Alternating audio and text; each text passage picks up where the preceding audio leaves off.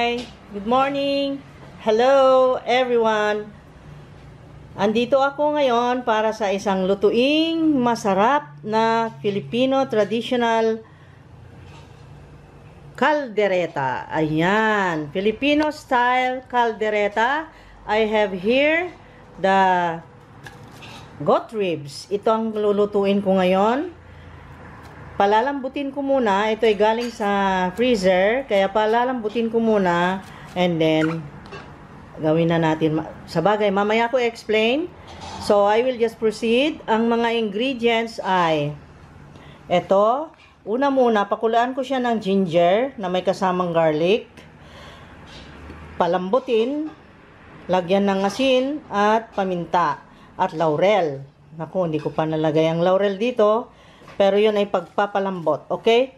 And then, I have here sa paggigisa mamaya, I have garlic, onions, then ripe tomatoes, the carrots, the bell peppers, and then I have here potatoes, the carrots, and then I have here the tomato paste, Filipino style tomato sauce, the liver spread. Ayan siya guys, liver spread.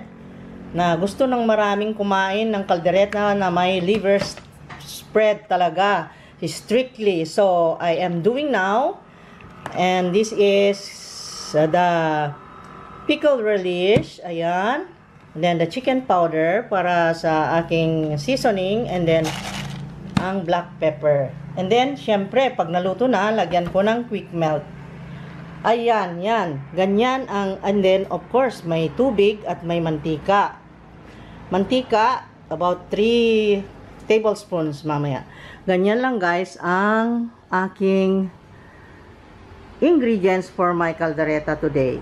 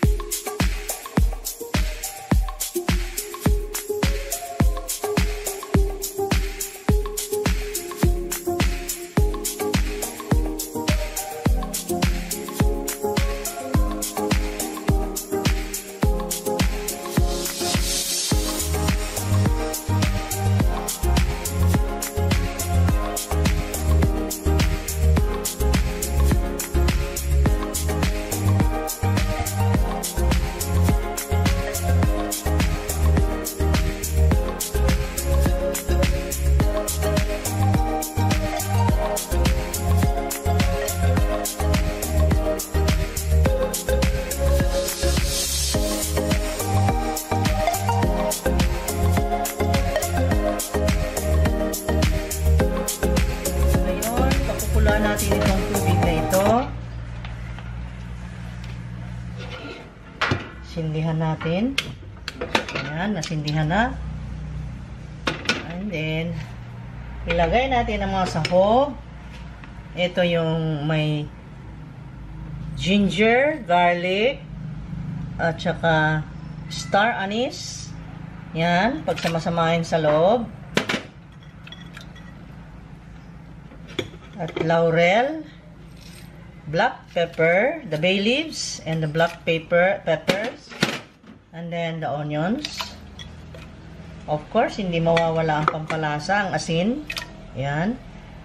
Pakuluan natin hanggang kumulo bago natin ilunod yung karne na palalambutin. Okay? Yan. Bakit hindi ilunod yung karne kaagad? Ang sadya ko dyan ay pakuluin muna dahil yung karne ay galing sa refrigerator at ang kanyang temperature ay malamig. So, pag nilunod sa mainit mamaya ay gaganda yung texture, hindi yung magdurog-durog pagka napalambot. Okay? Yun ang isa pang sikreto sa pagluluto. Okay, hintayin lang natin. Yan, obviously kumukulo. Kaya ilagay na natin ang kambing. Karne ng kambing pala, hindi yung kambing. Diba?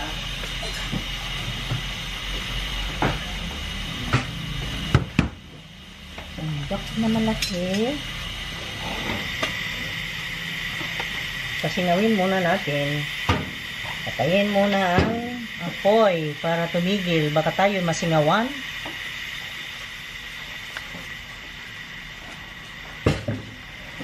Pasingawin. Sugasan ng tayo. Ayan, may ice pa. Ito ang magandang lutuin. Yung may ice pang ganyan. I love it. Ayan. Pwede nang upianin. At ilagay na natin ang ating kambing. Ayan. Isara. At sindihan uli. Sindihan na magmuli. Ito. Pagsindi natin. Ayun.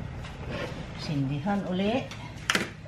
At hintayin na nating lumambot bago natin i-proceed sa paggigisa ng mga spices. Okay. Tingnan natin kung malambot. I-open natin ang pressure cooker. Papasinawin. Patayin muna itong apoy. At ating i-test kung ito ay malambot na. Ayan, nabuksan ko na. Buksan ko na at yung aso ay matigas pa. Matigas pa siya, so more pa. Pero yung aso ay maingay, kaya patayin na natin ang video. Pakuluan natin uli. Maybe, let's say, 15 minutes pa. Hindi pa siya ganun kalambot. Kaya, okay, tingnan natin kung malambot na guys. Kasi 45 minutes kanina, hindi pa malambot. Then, dinagdagan ko siya ng pakulo ng 15 minutes. And now, 15 minutes na. Kaya patayin ko ng apoy. Buksan natin. And then, tingnan natin kung malambot na. Para mailuto na natin. Diba? Ayan. Mag-ingat lang pagbukas ng pressure cooker guys. Kasi, syempre, yung mag-evaporate yan eh. Nakakatakot. Baka matamaan ang mukha. Ayan. So, malambot na guys. Oh, tingnan mo. Kita mo. Oh, lambot na. Okay. Salain ko na. Ilagay ko na dito. Ayan. At ito naman ay igisa natin. Okay. Ayan. Ang sarap ng itsura ng kambing, guys. Me. Me. See that? Okay. Ayan. Tanggalin natin yung mga spices na at tapos na yan nagamit. Para pwede naman. Okay. Sarap ng amoy. Bango. Okay, ngayon mag-gisa na tayo. Igisa na natin ang mga spices. Buksan ang apoy. Ayan. Ilagay ko na ang mantika. 3 tablespoons of cooking oil. Vegetable oil. Ilagay ko na ang bawang, garlic. Ayan, sumunod ay ang onions, red onion. Ayan. Isa lang na red onion yan. Iniwa ko na ganyan. That is a large red onion. Tapos, sumunod ang kamatis. Tomatoes, ripe tomatoes.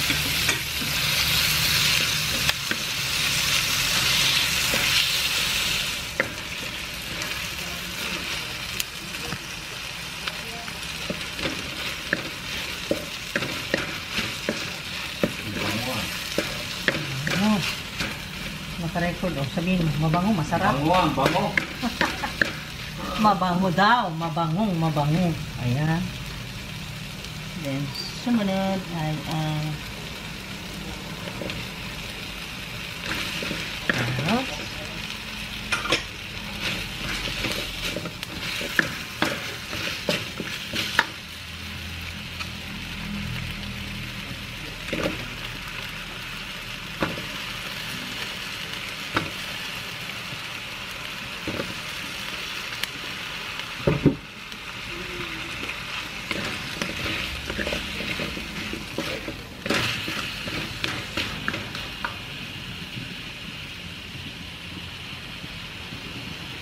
Yan, lagyan natin ng seasoning.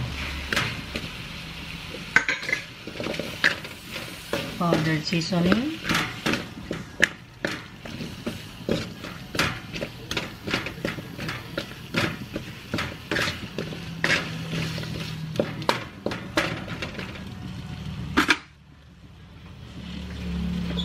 Okay. Gisa-gisa. Gisa-gisa guys. Yan.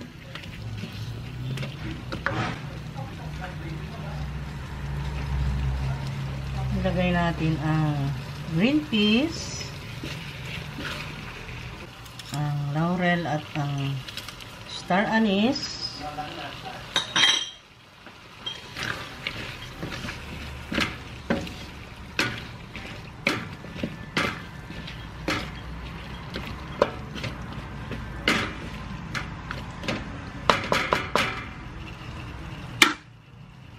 Meron ako dito yung broth na pinagpakuluan natin ng karneng kambing kanina, yung kanyang sabaw, yun din ang ilagay ko. Ayan.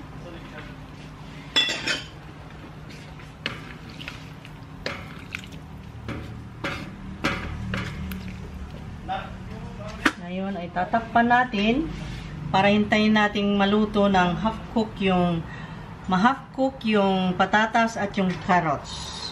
Let's say 5 minutes. Natin nang i-proceed ang ating pagloloto. O yan, half cook na yan. Nakita nyo nagta-translucent na hindi pa totally naluto yung patatas. Ganun yun guys. 3 minutes lang pala hintayin kasi nakakuha na siya ng temperature na mainit. So, pwede na natin ilagay ang ating karne. Ayun.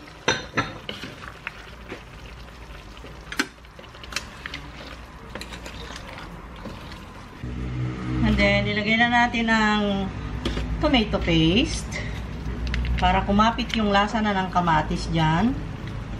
Yan, ubusin na natin ang tomato paste. Ilagay na natin lahat yan. Ako, aasin yan. Diba, yan naman ang masarap na calderetas, yung maasim-asim. Oh, maasim siya guys. Yan, basahin natin sa kanyang sabaw para sa ganun lumapot. Ganyan, para ang karne, ang kanyang lasa ay makapenetrate doon sa ating karne. Yan. Oh. Ito, yung apron ko, tumatalsik-talsik. Kaya kayo mag-apron kayo. Teka, magsuot muna ako. Ayan, nakasuot na ako. Ayan siya guys. Sarap. And then ito, Filipino style na tomato sauce. Dahil ito yung matamis-tamis, hindi ko na siya lagyan ng sugar. Ganyan na lang siya.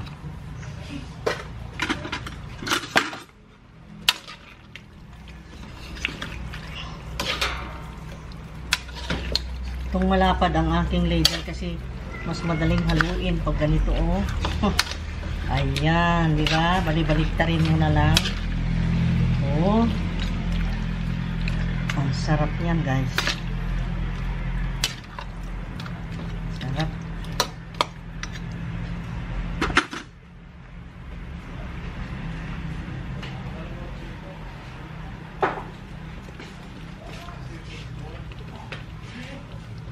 Takpan natin another 5 minutes.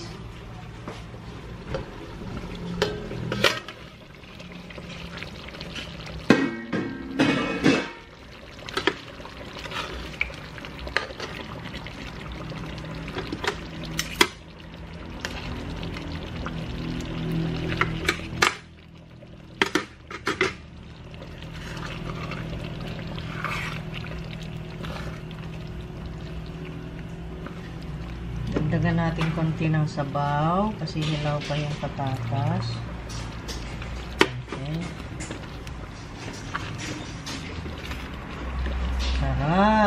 Yummy, yummy. Ang sarap-sarap nito, guys.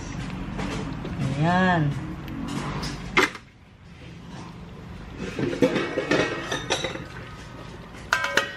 Let it simmer for 15 minutes.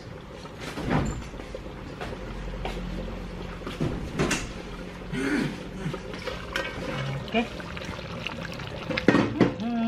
Malapit na, malapit na. Yan, malambot na ang patatas. See? I told you, 15 minutes lang yan, hintayin. Ayan. Ayaw natin na malalatang-lata, di ba? Ayan, oh. Okay. So, ilagay na natin ang templada na ito, ang pickles. Ayan.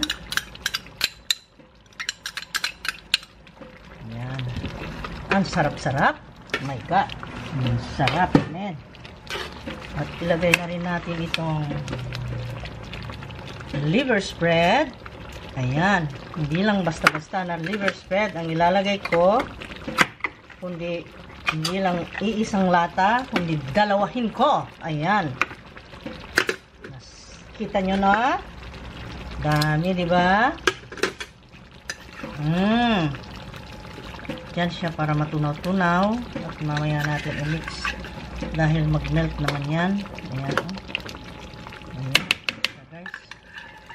Wow. Ang sarap ng kalderetang ito. Kalderetang Pinoy talaga. Ayan. And then, buksan ko pa itong isa. Ayan. Kontentong makakita nito na may liver spread. Mahihilig ng liver spread dyan. Ayan. Ayan siya, guys. Dalawa. Ayan siya. Para mabasa mo, ayan, oh. Liver spread. Wow. Diba? Sarap. At ngayon, ay ilagyan ko pa siya ng brown sugar. Ayan. Para matamis-tamis kasi maasim yung nilagay ko na tomato paste. Ayan. Ang sarap naman ito, guys. You see? Wow. At ilagay ko na rin ito. Ayan, oh. At tikman ko muna kung okay na ang alat. Kung hindi, dagdagan ko siya ng salt.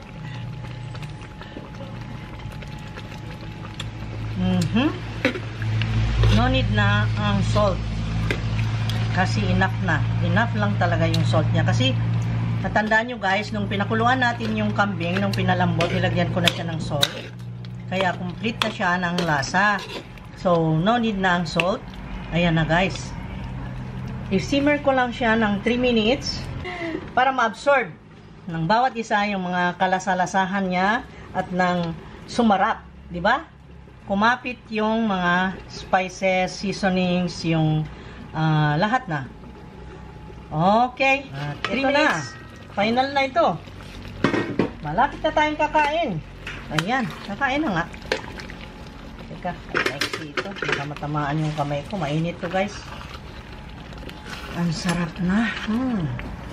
Ang bango-bango. You know that smell of that bell peppers, the sweetness of the tomato, bell peppers, the carrots, and the tomato sauce. Oh my God! Ang sarap. At saka yung pickles. Ang sarap talaga ng amoy. Ngayon, ang finale is that eto na si bida. Black pepper. Ang kulang na sangkap nilang nito guys, pero sa table ko na siya ilalagay ay ang cheese. Mamaya pagka hinain ko na. Okay? Oo, ang sarap, di ba? So this is kalderetang Pinoy, so it must be cheese na Pinoy din ang ilagay ko. The other, yung una kong kaldereta noon ay kinu-question dahil may celery, tapos ang sangkap ko ay may parmesan. That is my version of yung luto kong kaldereta sa bahay. Yun ang talagang lagi kong niluluto. Yun ang practice namin dito sa bahay. Sinishare ko lang kung ano yung kinakain din namin na niluluto ko. That is why. Pero ito yung original na recipe ng kalderetas. Ayan siya. Diba? Ang sarap. Oh, tikman ko na. Tikman ko guys ha. Okay. At hindi ko na ibabalik tong kutsara. So, walang magreklamo. Okay? At wala akong sakit.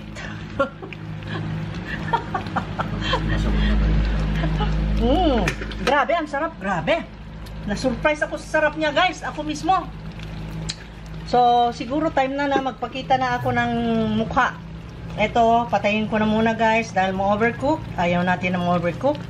Dahil ang ganda ng buong-buo ang patatas. Buong-buo ang carrots. Ayan oh, buong-buo pa rin. At crunchy ang aking bell peppers. Yun ang gusto ko na luto ng kaldereta. Ayan oh, green peas. Diba? Nakikita ang sangkap na ganyan. Okay? So, yan na. At patayin ko na itong apoy. Ayan. Magpakita na ako guys. Eto ako.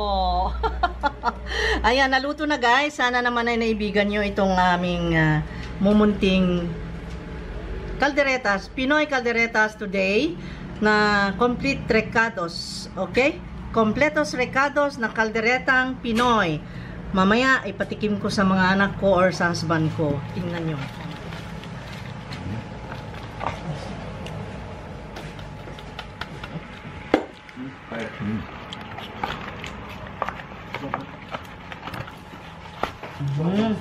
Tikman mo nga. Wala na yung karne. Oh, lambot ng karne. Yung cheese. Yung dati yung corn may buhos mo. Lalo sa disco ito.